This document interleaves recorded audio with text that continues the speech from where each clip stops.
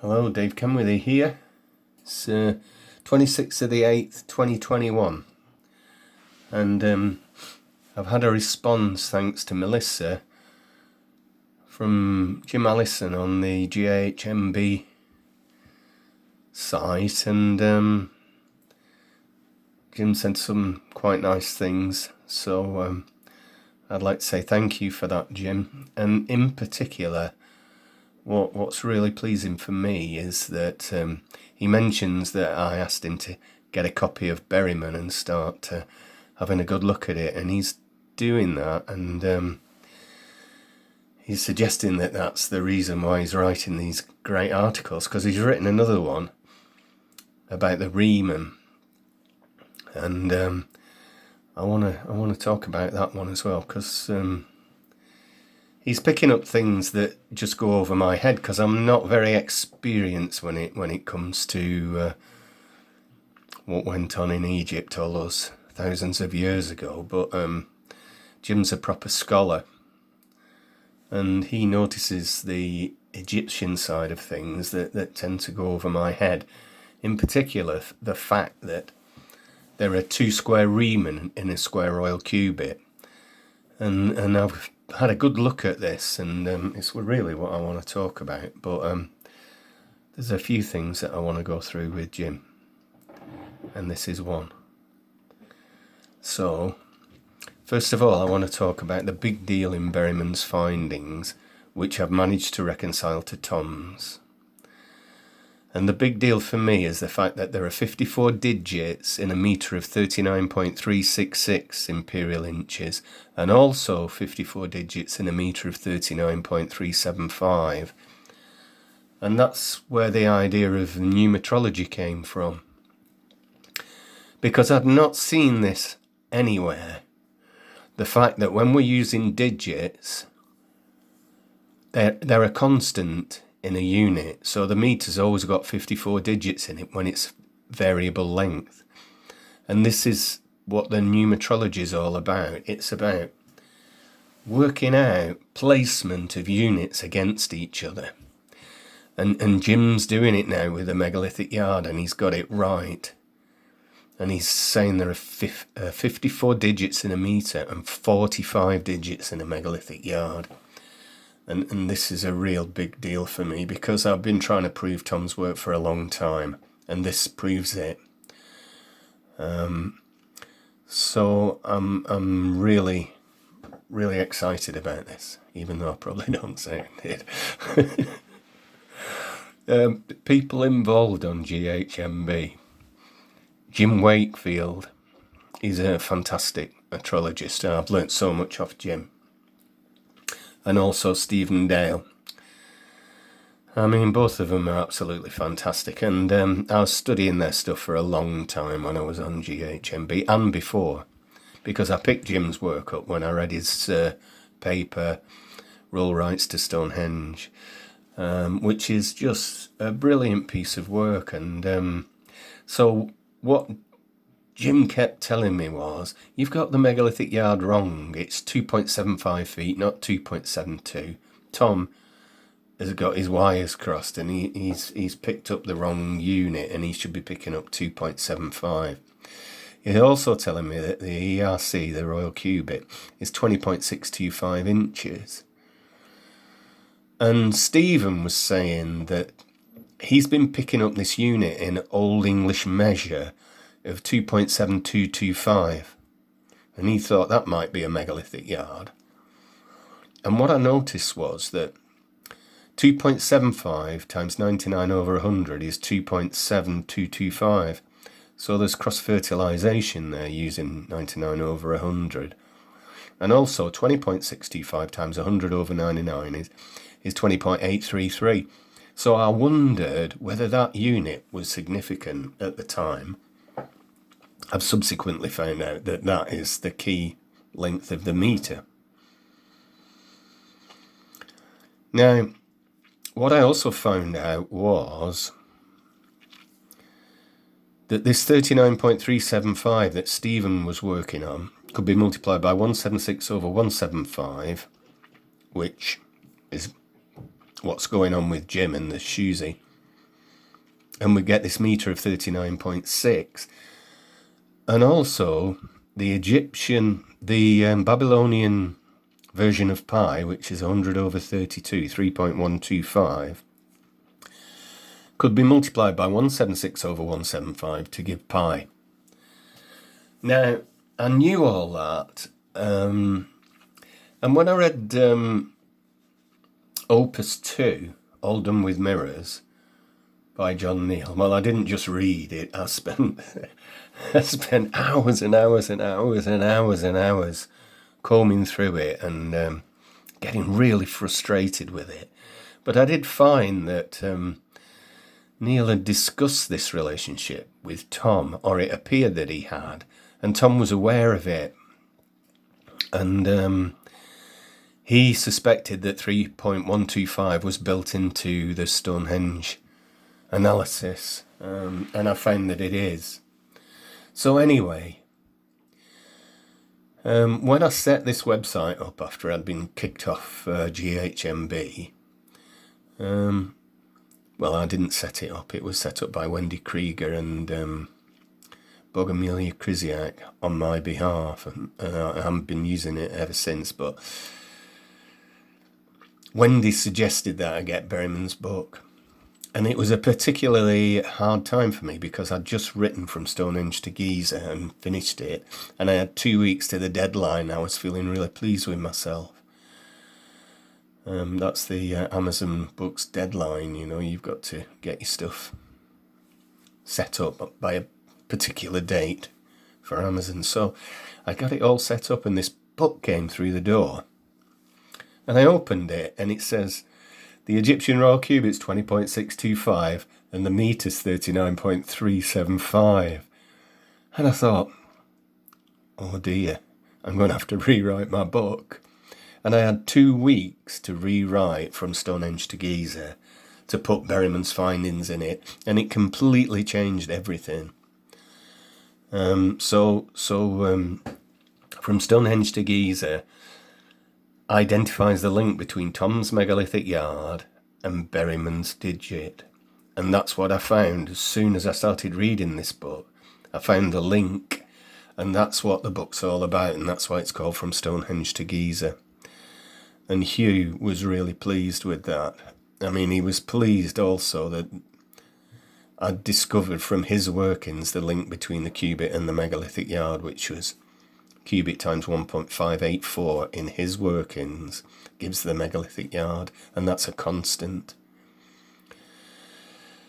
So now we've got Jim, and he's finding the megalithic yard is 45 digits. So the digit is 32.64 divided by 45, and that's 0.725333 recurring inches. And the digit relationship to the meg yard is very simple. 8 digits.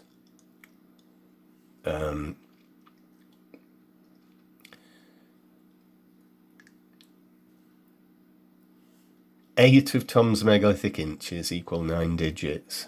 So we multiply the digit by 9 divided by 8 to get Thom's megalithic inch, which is 0.816. That's how it works. It's as simple as that. The problem being you've got to get the right scale.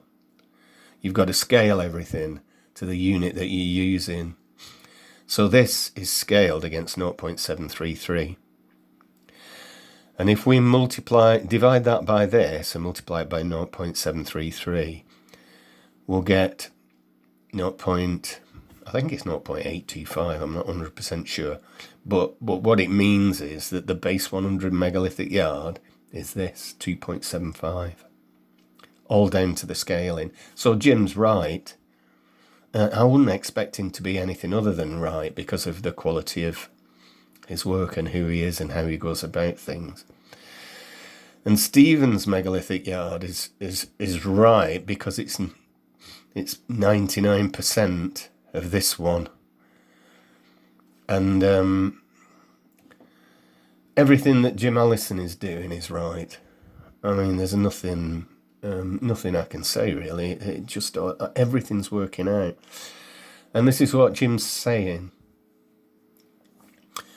This is shorter than my proposed megalithic yard of 45 digits, or 45 times 0.7292. So he's into a different scale there. This is Thom's scale. This is a different scale. He's using 32.814 inches in a megalithic yard, and that's valid. And we multiply that by 1111.11 recurring, because that's how many megalithic yards there are always in the Giza base. Just like there are 1760 cubits. If you divide 1760 by 1.584, you get 1111.111, which is 10 over 9 times 1,000. And 10 over 9 is what the article's all about. Now, Jim's mentioning Robin Heath's megalithic yard, and that is 22 over 7 times 864 over 1,000. I'm not even sure if Robin knows that. But that's the fractional equivalent of that. And we have to use fractions. We can't use anything else. If you can't get your work to balance back to fractional mathematics, it has to be able to be converted to Egyptian maths. I mean, I don't know what that is in Egyptian maths, but it's 2, and then that would be a series of units going 1 over, 1 over, 1 over, 1 over, till you get to that, 1 over something. I don't know how to do that. The new metrology has, this is what, I've called it the new metrology because it's this different approach using the digit, and now we're using the SHUSI as well. And the new metrology has made Berriman's work an overall metrological standard. Why? Because Berriman's digit can be reconciled to Thom's megalithic inch. We can do it because the ratio is 40 meg inches equal 45 digits. And also because, this is really important, because this hasn't been realised and it's not in Berriman's book, we can derive this calculation from Berriman's calculation of the royal cubit. But we've got this 729 divided by, that should be 1,000. I can put that in, I think. Yeah, times 20 times 140 divided by 99 equals 20.618181818. And that is John Neal and John Michell's cubit, and we multiply by 176 over 175, we get 20.736. So the whole thing is holding, just like it is for Jim's work, and this is the same kind of situation where we're multiplying the cubit, that one, to get this one, and we're doing it with the metre to get the base 100 metre when we use Jim's metre or Berriman's metre of 39.375. Now this 729 is a really big deal in metrology, and it's all about it. We're told all about it in Berriman's book. And 729 is 81 times 81, being 3 times 3 times 3 times 3 times 3 times 3 times 3 times 3, producing the Roman foot of 11.664 inches, as measured by Professor Greaves all those hundreds of years ago. Now, Berriman tells us all about this, and it's so important because of the pedigree of the work, and because we cannot say anything other than Professor Greaves measured the Roman foot at exactly that, which means that this is inside it. Regardless of what John Neal says in his book, this is right. And this is the pedigree of the metrology that we're using, and that's why I'm suggesting it needs to be made a standard. And I've put see page 14 of Berriman. Now I've got that somewhere here, page 14. Now I don't know how to rotate this, so I'm going to have to twist my head round to talk about this. But this bit here is what I'm talking about. And I'm afraid that for anybody who thinks that the ancients weren't using 22 over 7, they better revise their thoughts, because the quadrant chord stroke arc length ratio is 9 divided by 10 if 22/7 is used for pi and 99/70 for root 2 in 2 root 2 divided by pi. Both values were known in antiquity. So if you're arguing that 22/7 wasn't used, you're not arguing with me, you're arguing with Berriman. And I'm quite happy to let you do that for as long as you like, but this is what Berriman is telling us, and I'm suggesting that this is a metrological standard. And going back to what we're talking about, why this is so important. Oh, let me just go back again and show you the rest of this page, and we'll have to tilt to look at this bit here.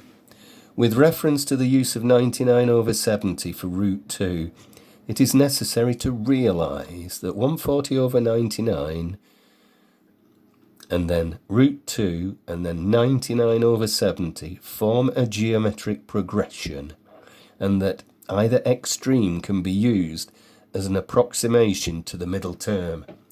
Now the middle term is root 2.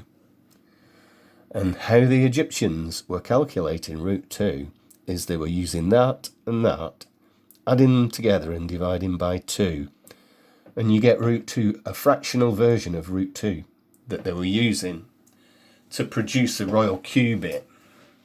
And that's what we're going to look at, because this is all in Berriman's book. So we go back to this, and this is what I'm going to look at now. This is in Jim's Remen article, and he's using Berriman, rightly so. And the Remen is 20 times 20 digits, which is 400, and 2 square Remen equal 1 square royal cubit. So 800 square digits is a square Remen. Now the royal cubit is 20 times 140/99 times 20 times 99/70, and that's 800. And that's how it works. So what we've got to find as metrologists is, what's that as a cubit and what's that as a cubit? Because they're both different, but they're being multiplied together to get 800. And that's the one of the cubits, and that's the other. And when they're multiplied together, we get 425.25. And that's the Remen, and that's the other Remen, and when they're multiplied together, we get 212.625. So that times 2 is that, and that's the solution, the elusive solution to the problem of the square Remen, 2 square Remen equal 1 square royal cubit. Now what we need to do is work out the royal cubit, but I've already done that on some of the other presentations. And what the new metrology has also done is made Thom's work the Stonehenge standard.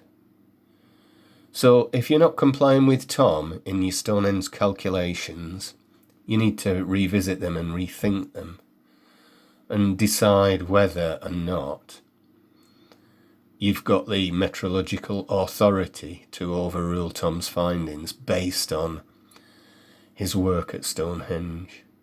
And his work at Stonehenge is recorded on the NASA website. And one of the things that we can say about Thom's work is that he didn't know the outer Sarsen circle is 100 ancient meters, but using the new metrology, it's been proved, 100% proved, that it is 100 ancient meters. And Thom's got this correct without knowing the length of the Stonehenge ancient meter, which is 32.64 times 54/45. It's 39.168 imperial inches. The outer Sarsen circumference is 48 megrods. That's 3916.8 inches. That's that times 100. Now, this standard that I'm suggesting, I'm going to test it now, because I know that there's been a suggestion that the ratio between the inner and outer radii are in the ratio of 14 to 15. Now the radii will be in the same ratio as the circumferences that Thom's found. The outer one is 48 megrods, the inner is 45. The ratio is 15 times 3 to 16 times, so it's 15 to 16. So the conclusion, very simply, is the proposal does not hold against the standard. You're not arguing with my findings, you're arguing with Thom. If you're saying that the ratio is 14 to 15, and you're quite welcome to do that, just like using 22/7, you can argue till you're blue in the face with Berriman's work. It's not me you're arguing with, it's Berriman. And the same for Thom. And then the last thing I want to talk about, but there's so much going on with Berriman that I could spend 5 days talking about his work and still not get to the end of it. Using the Egyptian chariot wheel meter. Now Jim's flagged this, and I got this very recently from an article by Gary Osborne. I never knew this. Again, these are the kind of things that people who study ancient Egyptian history and metrology, they understand these things. And it's second nature, but not to me until I saw Gary Osborne's article very recently, and now Jim's flagged it. And what's really appealing about this for me is that we're using Egyptian pi in the second calculation. The first calculation is using 22/7, and we're getting 20.625. And what happens is, this is the meter, and it's the diameter of the chariot wheel. We multiply by pi, and we get 6 royal cubits of 20.625. So 123.75 divided by 6 is 20.625. Now, the second calculation is using Egyptian pi. And we've got 39.366, which is Berriman's second meter. We multiply that by 256/81, and we get 124.416, and we divide that by 6, and we got 20.736. And if we divide that by 176 multiplied by 175, we get 20.6181818. So we can see how everything's intertwined here. And we've got 2 different versions of pi being used, using the same Egyptian methodology, but using 2 different versions of pi, and they're both working to Berriman's metrology. But Berriman's first royal cubit was not calculated by Berriman, and it's 20.6181818 recurring. And that changes everything in metrology to me, because the work of Neal and Michell is coming from Berriman. And what they didn't realise was this root 2 calculation that produces 20.6181818, and that just is a seismic shift in metrology, because it means that everything in John Neal's book, where they're focusing on this cubit of 20.736, it means it's all valid, but it also means that Neal has written off Berriman's work for all the wrong reasons.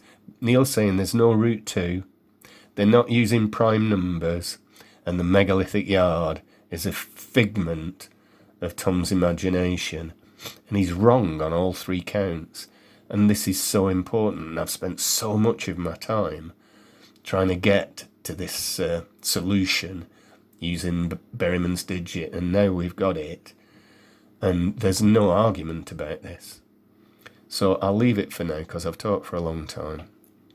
And again, I'll just say thanks to Jim for what he said, and for his article on the Remen, and for his deep thinking around all this, pulling up areas in Berriman's work and marrying them to things that he's already aware of, that are so important from the perspective of what the Egyptians were doing. So thank you.